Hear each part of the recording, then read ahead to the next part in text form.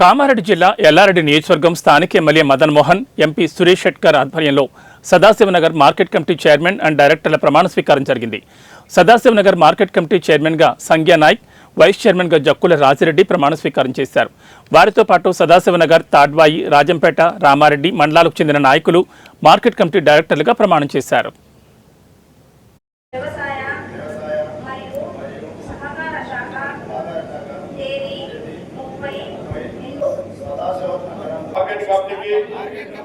నూతనంగా కాంగ్రెస్ పార్టీ అందుబాటులో ఉండి మా బంధువుల సాక్షిగా ప్రమాణం చేస్తున్నారు.